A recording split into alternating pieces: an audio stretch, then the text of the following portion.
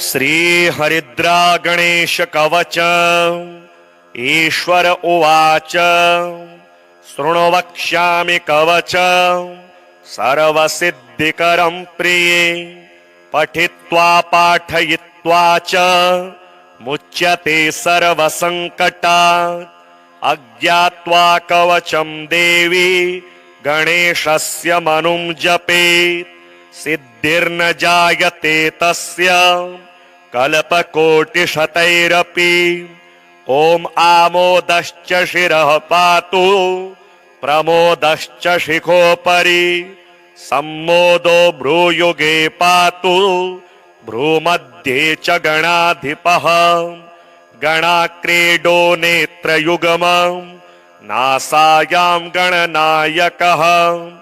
गणक्रीडान्वितः पातु वदने सर्वसिद्धये।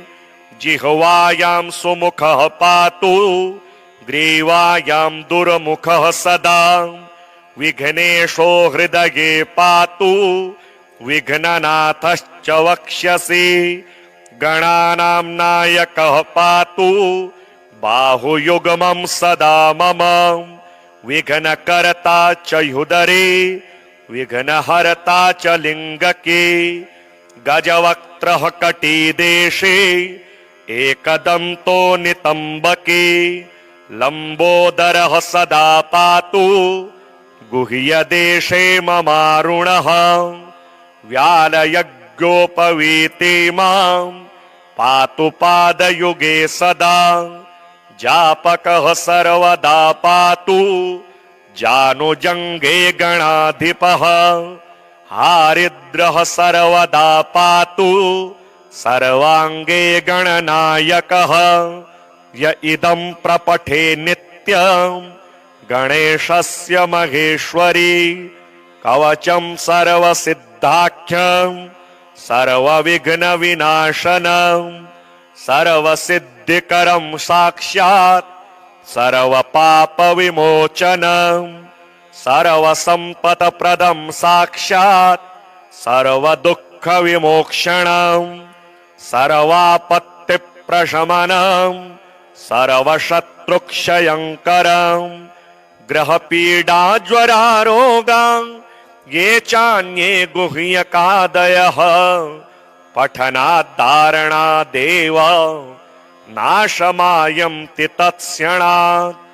धनधान्यकरं देवी कवचं सुरपूजितं। समं नास्ति महेशानि त्रैलोक्ये कवचस्य च। हारिद्रस्य महादेवी विघ्नराजस्य भूतले। किमन्यैर्सदालापैर्यत्रायुर्यमतामि या। शृणु वक्ष्यामि कवचं सर्वसिद्धिकरं प्रिये। पठित्वा पाठयित्वा च मुच्यते सर्वसङ्कटात्। अज्ञात्वा कवचं देवी गणेशस्य मनुं जपेत्। सिद्धिर्न जायते तस्य कल्पकोटिशतैरपि। ॐ आमोदश्च शिरः पातु प्रमोदश्च शिखोपरि। सम्मोदो भ्रूयुगे पातु भ्रूमध्ये च गणाधिपः। गणाक्रीडो नेत्रयुगमं नासायां गणनायकः। गणक्रीडान्वितः पातु वदने सर्वसिद्धये। जिह्वायां सुमुखः पातु ग्रीवायां दुर्मुखः सदा। विघ्नेशो हृदये पातु विघ्ननाथश्च वक्ष्यसि। गणानां नायकः पातु बाहुयुग्मं सदा मम। विघ्नकर्ता च ह्युदरे विघ्नहर्ता च लिङ्गके। गजवक्त्रः कटिदेशे एकदन्तो नितम्बके। लम्बोदरः सदा पातु गुह्यदेशे ममारुणः। व्यालयज्ञोपवीते मां पातु पादयुगे सदा। जापकः सर्वदा पातु जानुजङ्गे गणाधिपः हारिद्रः सर्वदा पातु सर्वाङ्गे गणनायकः य इदं प्रपठे नित्यं गणेशस्य महेश्वरी कवचं सर्वसिद्धाख्यं सर्वविघ्नविनाशनं सर्वसिद्धिकरं साक्षात् सर्वपापविमोचनं सर्वसम्पत्प्रदं साक्षात् सर्वदुःखविमोक्षणं सर्वापत्तिप्रशमनं सर्वशत्रुक्षयङ्करं ग्रहपीडाज्वरारोगां ये चान्ये गुह्यकादयः पठनाद्धारणादेव नाशमायन्ति तत्क्षणात् धनधान्यकरं देवी कवचं सुरपूजितं समं नास्ति महेशानि त्रैलोक्ये कवचस्य च हारिद्रस्य महादेवी विघ्नराजस्य भूतले किमन्यैर्सदालापैर्यत्रायुर्यमतामि या शृणु वक्ष्यामि कवचं सर्वसिद्धिकरं प्रिये पठित्वा पाठयित्वा च मुच्यते सर्वसङ्कटात् अज्ञात्वा कवचं देवी गणेशस्य मनुं जपेत् सिद्धिर्न जायते तस्य कल्पकोटिशतैरपि ॐ आमोदश्च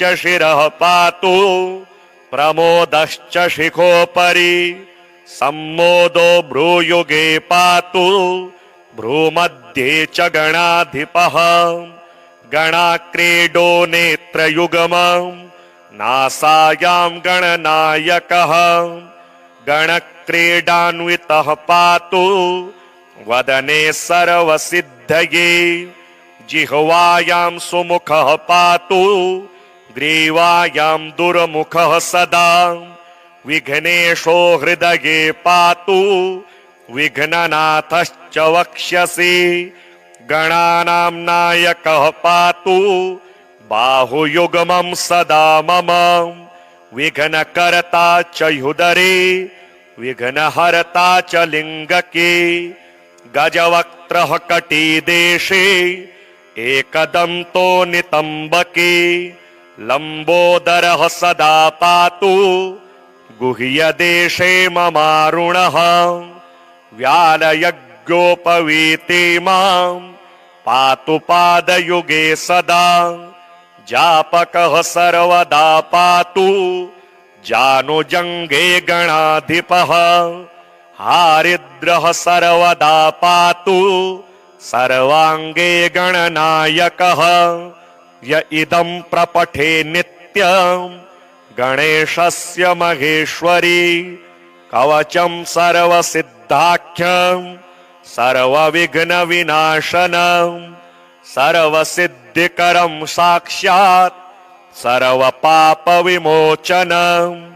सर्वसम्पत्प्रदं साक्षात् सर्वदुःखविमोक्षणं सर्वापत्तिप्रशमनं सर्वशत्रुक्षयङ्करं ग्रहपीडाज्वरारोगां ये चान्ये गुह्यकादयः पठनाद्धारणादेव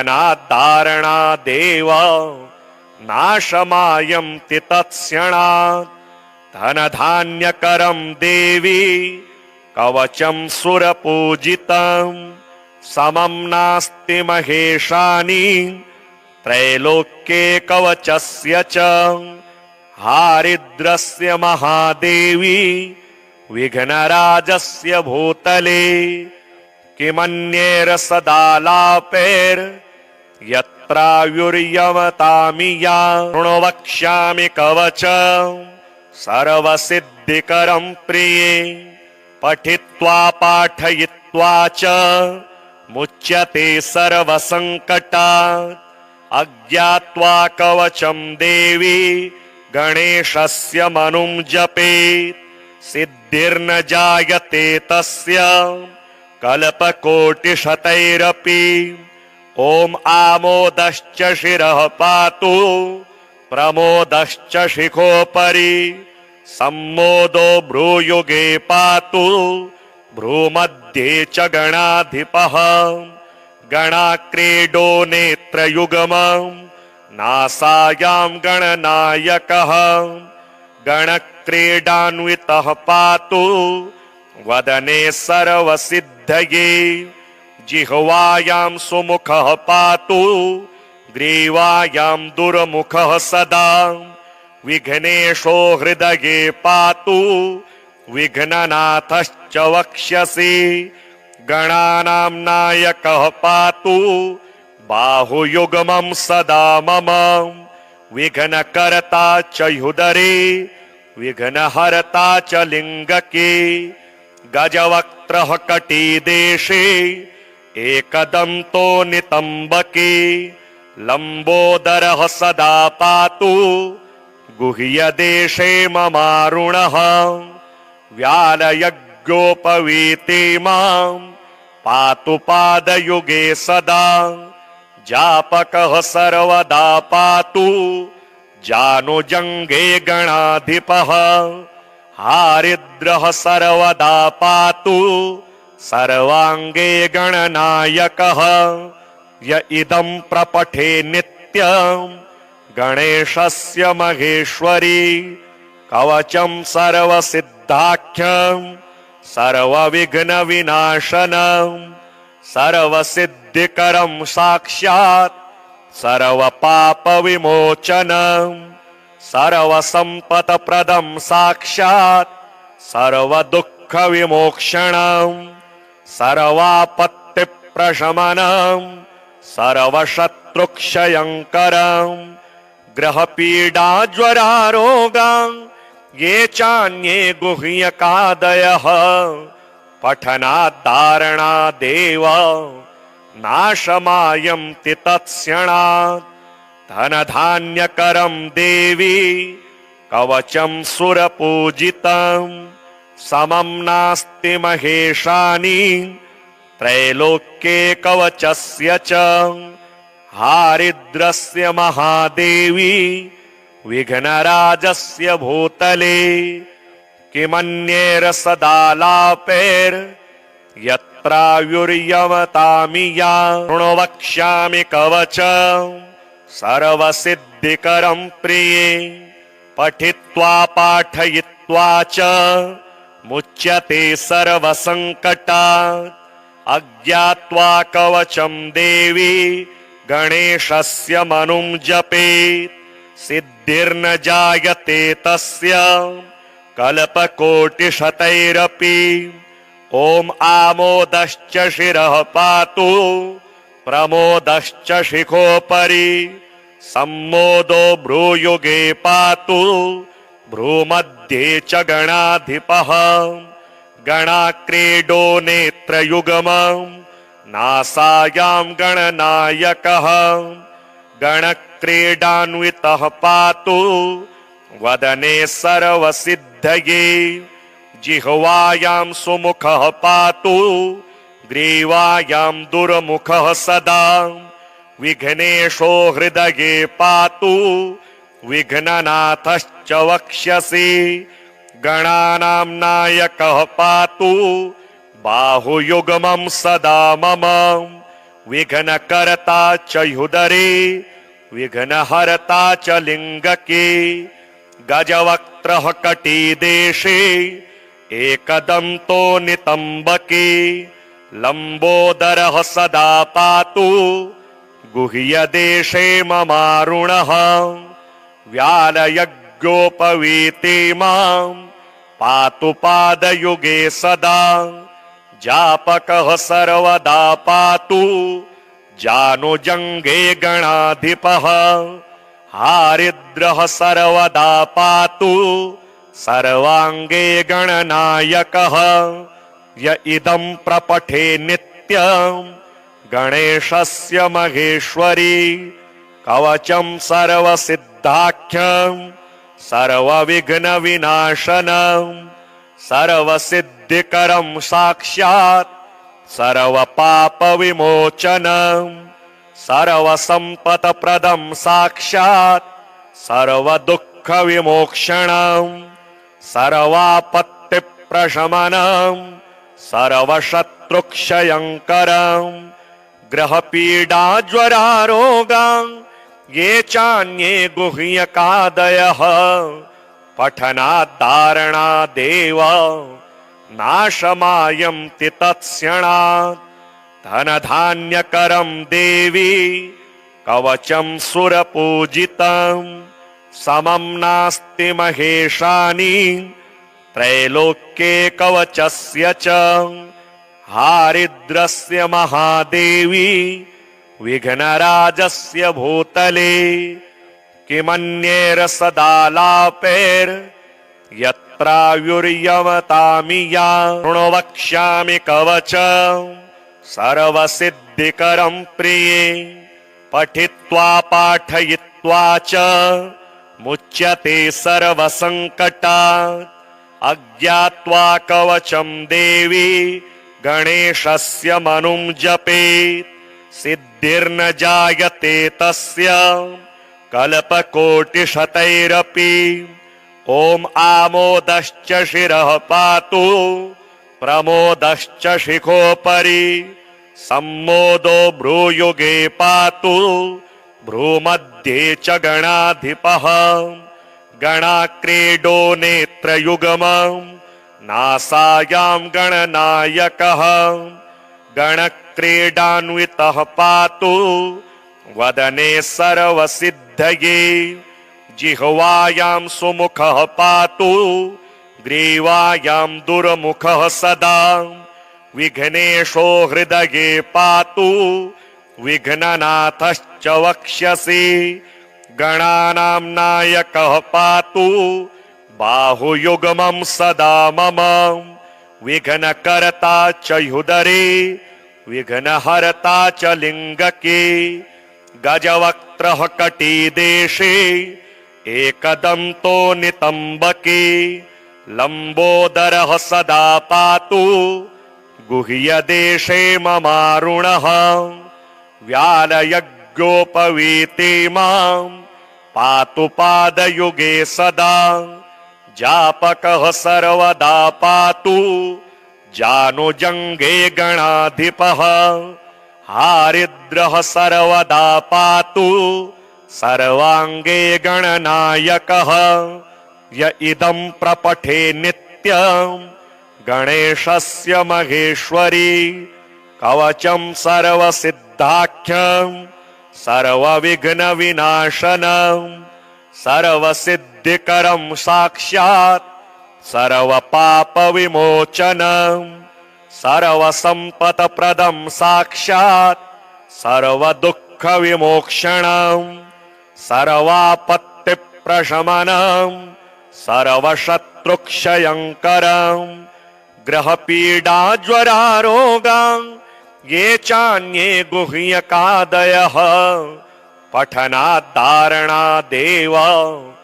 नाशमायन्ति तत्क्षणात् धनधान्यकरं देवी कवचं सुरपूजितं समं नास्ति महेशानि त्रैलोक्ये कवचस्य च हारिद्रस्य महादेवी विघ्नराजस्य भूतले किमन्यैर्सदालापैर्यत्रायुर्यमतामि या शृणु वक्ष्यामि कवचं सर्वसिद्धिकरं प्रिये पठित्वा पाठयित्वा च मुच्यते सर्वसङ्कटात् अज्ञात्वा कवचं देवी गणेशस्य मनुं जपेत् सिद्धिर्न जायते तस्य कल्पकोटिशतैरपि ॐ आमोदश्च शिरः पातु प्रमोदश्च शिखोपरि सम्मोदो भ्रूयुगे पातु भ्रूमध्ये च गणाधिपः गणाक्रीडो नेत्रयुगमं नासायां गणनायकः गणक्रीडान्वितः पातु वदने सर्वसिद्धये जिह्वायां सुमुखः पातु ग्रीवायां दुर्मुखः सदा विघ्नेशो हृदये पातु विघ्ननाथश्च वक्ष्यसि गणानां नायकः पातु बाहुयुग्मं सदा मम विघ्नकर्ता च ह्युदरे विघ्नहर्ता च लिङ्गके गजवक्त्रः कटिदेशे एकदन्तो नितम्बके लम्बोदरः सदा पातु गुह्यदेशे ममारुणः व्यालयज्ञोपवीते मां पातु पादयुगे सदा जापकः सर्वदा पातु जानुजङ्गे गणाधिपः हारिद्रः सर्वदा पातु सर्वाङ्गे गणनायकः य इदं प्रपठे नित्यं गणेशस्य महेश्वरी कवचं सर्वसिद्धाख्यं सर्वविघ्नविनाशनं सर्वसिद्धिकरं साक्षात् सर्वपापविमोचनं सर्वसम्पत्प्रदं साक्षात् सर्वदुःखविमोक्षणं सर्वापत्तिप्रशमनं सर्वशत्रुक्षयङ्करं ग्रहपीडाज्वरारोगां ये चान्ये गुह्यकादयः पठनाद्धारणादेव नाशमायन्ति तत्क्षणात् धनधान्यकरं देवी कवचं सुरपूजितं समं नास्ति महेशानि त्रैलोक्ये कवचस्य च हारिद्रस्य महादेवी विघ्नराजस्य भूतले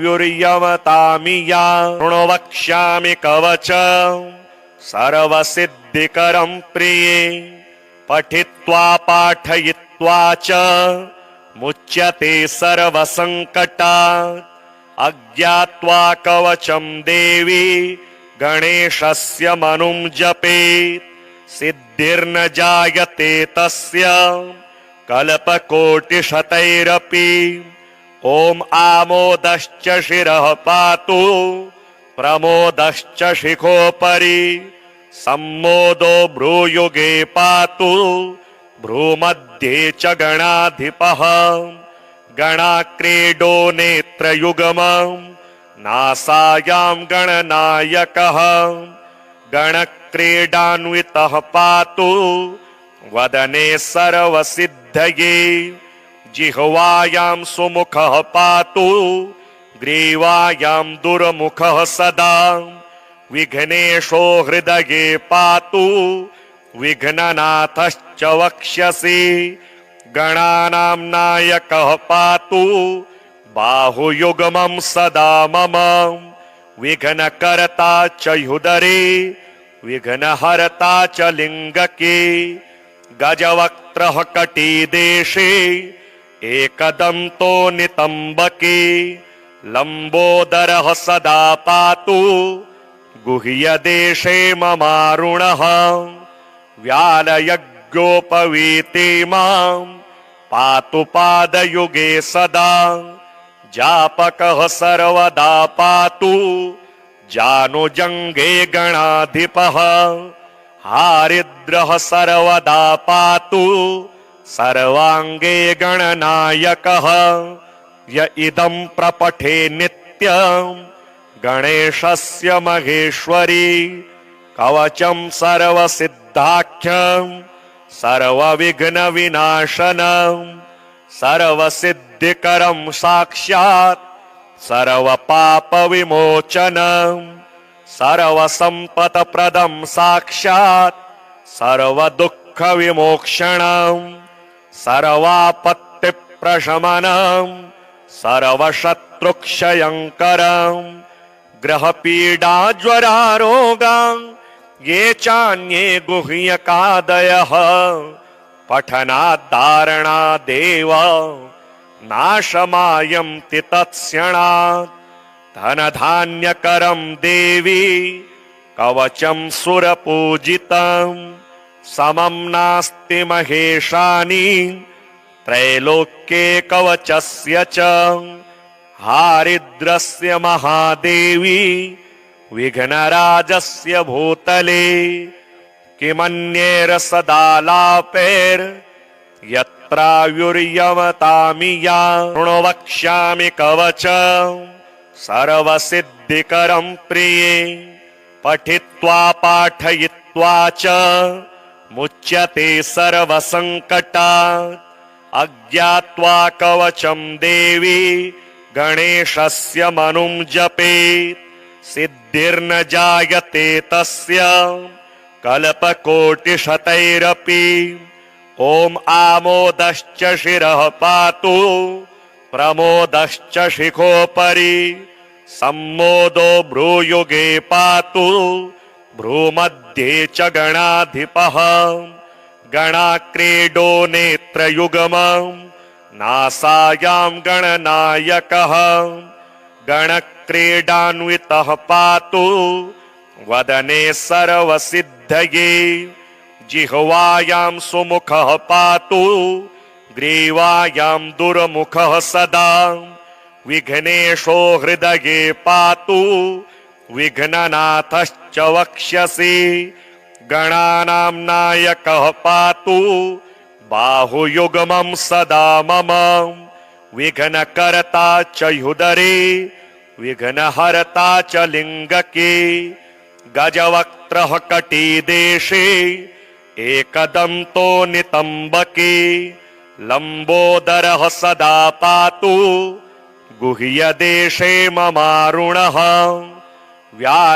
व्यालयज्ञोपवीते मां पातु पादयुगे सदा जापकः सर्वदा पातु जानुजङ्गे गणाधिपः हारिद्रः सर्वदा पातु सर्वाङ्गे गणनायकः य इदं प्रपठे नित्यं गणेशस्य महेश्वरी कवचं सर्वसिद्धाख्यं सर्वविघ्नविनाशनं सर्वसिद्धिकरं साक्षात् सर्वपापविमोचनं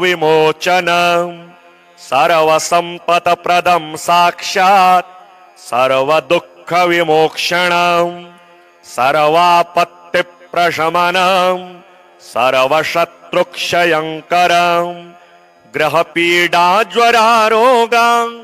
ये चान्ये गुह्यकादयः पठनाद्धारणादेव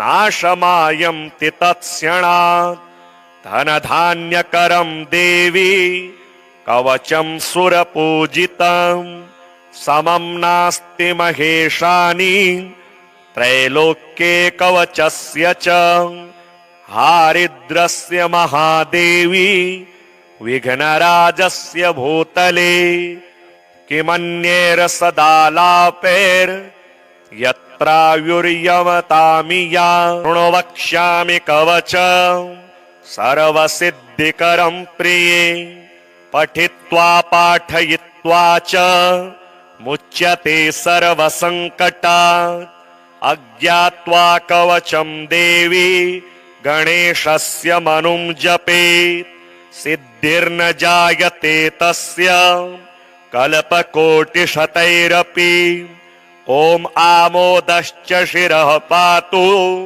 प्रमोदश्च शिखोपरि सम्मोदो भ्रूयुगे पातु भ्रूमध्ये च गणाधिपः गणाक्रीडो नेत्रयुगमं नासायां गणनायकः गणक्रीडान्वितः पातु वदने सर्वसिद्धये जिह्वायां सुमुखः पातु ग्रीवायां दुर्मुखः सदा विघ्नेशो हृदये पातु विघ्ननाथश्च वक्ष्यसि गणानां नायकः पातु बाहुयुग्मं सदा मम विघ्नकर्ता च ह्युदरे विघ्नहर्ता च लिङ्गके गजवक्त्रः कटिदेशे एकदन्तो नितम्बके लम्बोदरः सदा पातु गुह्यदेशे ममारुणः व्यालयज्ञोपवीते मां पातु पादयुगे सदा जापकः सर्वदा पातु जानुजङ्गे गणाधिपः हारिद्रः सर्वदा पातु सर्वाङ्गे गणनायकः य इदं प्रपठे नित्यं गणेशस्य महेश्वरी कवचं सर्वसिद्धाख्यं सर्वविघ्नविनाशनं सर्वसिद्धिकरं साक्षात् सर्वपापविमोचनं सर्वसम्पत्प्रदं साक्षात् सर्वदुःखविमोक्षणं सर्वापत्तिप्रशमनं सर्वशत्रुक्षयङ्करं ग्रहपीडाज्वरारोगा ये चान्ये गुह्यकादयः पठनाद्धारणादेव नाशमायन्ति तत्क्षणात् धनधान्यकरं देवी कवचं सुरपूजितं समं नास्ति महेशानि त्रैलोक्ये कवचस्य च हारिद्रस्य महादेवी विघ्नराजस्य भूतले किमन्येर सदा लापेर् यत्रायुर्यमतामि या।